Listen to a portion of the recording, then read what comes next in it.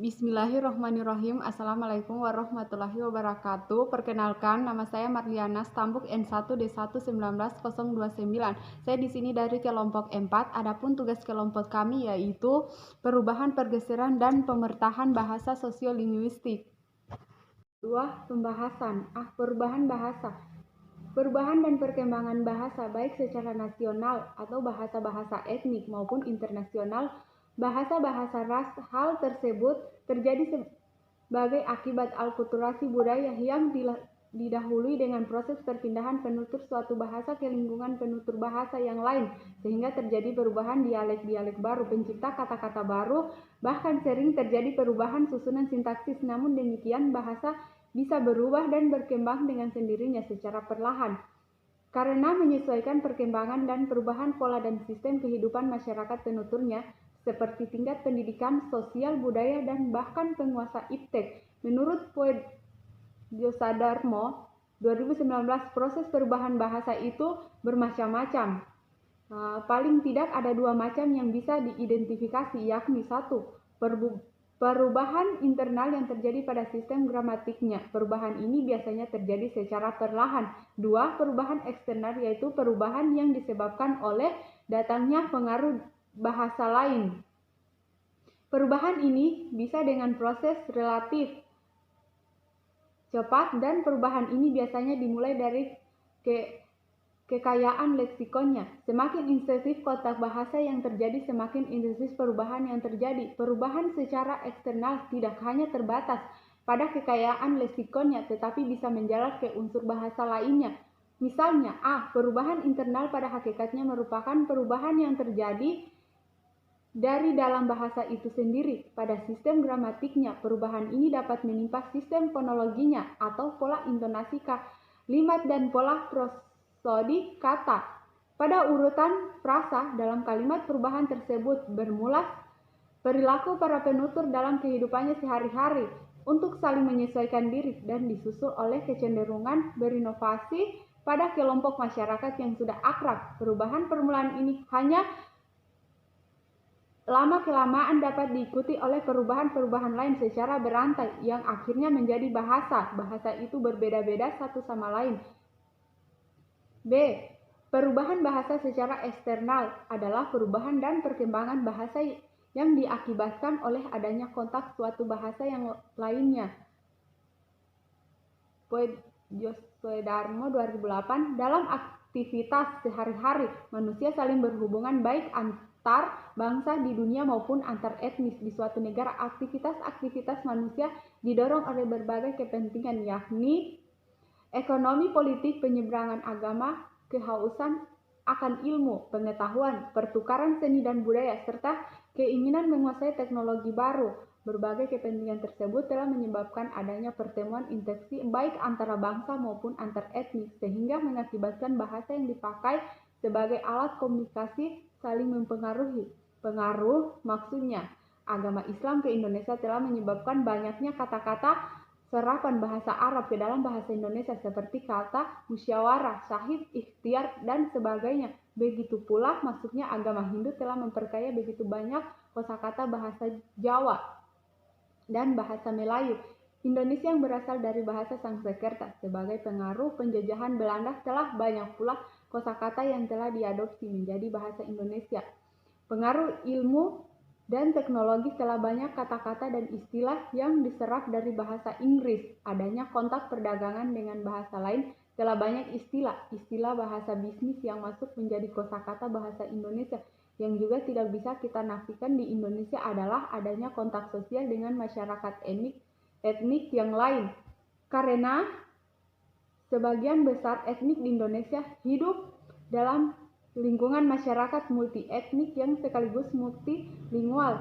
Sebagai dampak dari kontak-kontak sosial yang didasarkan pada berbagai kepentingan tersebut, menurut Poet Djosadarmo 2008, dapat berdampak: 1. Masuknya kata serapan. 2. Masuknya unsur morfologi baru. 3. Masuknya fonem baru. 4. Masuknya variasi tutur baru.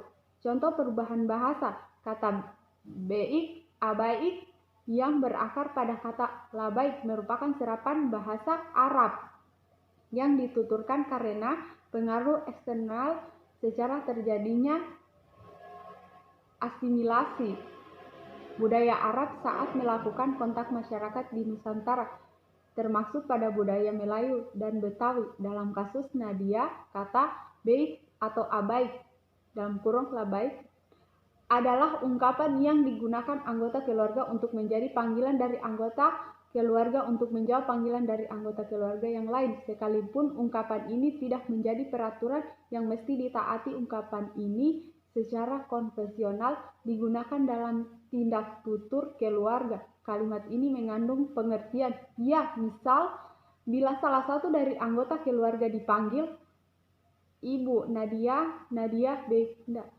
Ayah Bun, Ibu.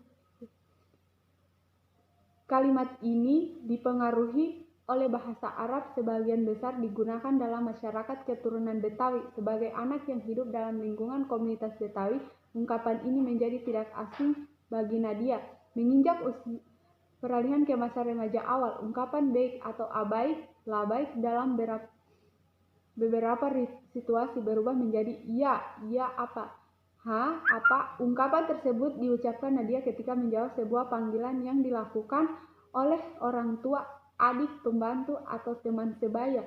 Bila dalam kasus Nadia perubahan bahasa dalam kata baik, abaik, labaik menjadi iya apa, terjadi dalam unsur semantik ketika terjadinya masa peralihan dari pra-pubertas menuju pasca pubertas awal, maka penelitian Zelter menemukan perubahan bunyi bahasa saat mendengar banyak penutur melafalkan kata-kata seperti Hegel dan Beck dan Bang, seperti Beng di sekitar wilayah Wilpauke. Pergeseran bahasa. Bahasa sangat erat kaitannya dengan komunitas masyarakat yang umumnya di bawah bahasawan. Sangat mungkin menciptakan konflik kebahasaan. Konflik-konflik kebahasaan ini dapat menimbulkan gejala-gejala kebahasaan seperti campur kode, alih kode, pergeseran bahasa, dan pergeseran bahasa di masyarakat etnis Tionghoa di Bima. Faktor migrasi atau perpindahan penduduk merupakan salah satu faktor menyebabkan terjadinya pergeseran bahasa masyarakat etnis Tionghoa di Bima. Hal tersebut dapat dilihat pada data berikut. Faktor migrasi. A. Dari mana, Pak? B. Pulang dari pasar. A. Mai nagaha po ayo makan. B. Faktor sosial. Selain faktor migrasi, faktor sosial juga dapat menyebabkan terjadinya pergeseran bahasa. Masyarakat etnis Tionghoa di Bima memandang sangat perlu untuk mempelajari bahasa kedua. Dalam hal ini, bahasa yang perlu mereka pelajari adalah bahasa yang hidup dan dipergunakan oleh masyarakat Bima. C. Faktor ekonomi. Pergeseran bahasa masyarakat etnis Tionghoa di Bima juga dipengaruhi oleh faktor ekonomi.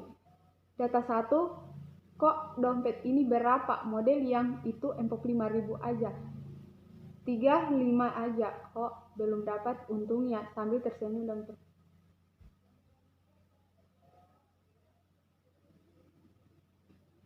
Pemertahan bahasa. Pemertahan bahasa merupakan suatu upaya yang dilakukan oleh seseorang maupun kelompok masyarakat untuk mempertahankan keberadaan bahasa daerahnya maupun bangsanya agar tetap digunakan dalam kehidupan sehari-hari. Usaha ini berupa upaya seseorang untuk tetap menggunakan bahasanya sebagai identitas seseorang baik dalam masyarakat ataupun di luar masyarakat. Mengemukakan bahwa sikap positif bahwa adalah menggunakan bahasa sesuai dengan situasi kebahasaan yang berkaitan dengan A. Penggunaan bahasa sesuai dengan kaidah dan situasi bahasa. Penggunaan bahasa seperti bahasa dicampur dengan bahasa asing. Penggunaan bahasa sesuai dengan keperluan. Contoh pemertahan bahasa. Masyarakat Lubu minggu lalu merupakan masyarakat heterogen. Penduduknya merupakan penduduk asli dan penduduk pendatang yang berasal dari Pulau Jawa dan pulau lainnya yang berasal Padang, Lampung, dan sebagainya. Oleh karena itu, Lubuk Linggau dikatakan juga sebagai kota transit, karena Lubuk Linggau merupakan daerah lintas tengah yang banyak dilalui orang menuju daerah lain seperti Bengkulu, Padang, Jambi, Medan, bahkan sampai ke Aceh. Pemertahan bahasa. Sindang. Diketahui bahwa pemertahan bahasa Sindang yang terjadi pada masyarakat Kelurahan Waterfang, Kecamatan Lubuk Linggau Timur 1, Kota Lubuk Linggau dari golongan remaja pada aspek kognisi dengan rata-rata 74,45. Kesimpulan, perubahan bahasa adalah proses perubahan yang terjadi dalam elemen kebahasaan seiring perjalannya waktu. Perubahan bahasa merupakan subdisiplin ilmu dari linguistik komparatif. Ilmu ini berbicara mengenai proses perkembangan bahasa dari awal mula keberadaan hingga kondisinya saat ini, serta mekanismenya. Yang terlihat di dalamnya sifat dan pengkajian perubahan bahasa adalah bergerak dari masa lampau ke masa kini adalah beberapa contoh perubahan diantaranya. A. Perubahan fonologi, perubahan morfologi, perubahan sintaksis, perubahan kosakata, dan perubahan semantik. 2. Pergeseran bahasa juga dikenal sebagai transfer bahasa atau pergantian bahasa atau asimilasi bahasa adalah proses di mana komunitas bahasa bergeser bahasa ke bahasa yang berbeda biasanya dalam jangka waktu yang lama. Seringkali bahasa yang dianggap berstatus lebih tinggi distabilkan atau disebarkan dengan mengorbankan bahasa lain yang dianggap berstatus lebih rendah oleh penuturnya sendiri. 3. Pertahanan bahasa terjadi pada suatu masyarakat bahasa masih terus menggunakan bahasanya pada rata-rata menggunakan bahasa yang biasanya secara tradisi dikuasai oleh penutur bahasa tersebut. Pengkajian tentang pemertahan bahasa biasanya mengarah pada hubungan di antara perubahan dan kemantapan yang terjadi pada kebiasaan berbahasa dengan proses psikologi sosial dan budaya yang sedang berlangsung pada saat masyarakat bahasa yang berbeda berhubung satu sama lain. Baik, terima kasih. Mungkin itu saja yang dapat saya sampaikan, lebih dan kurangnya mohon dimaafkan.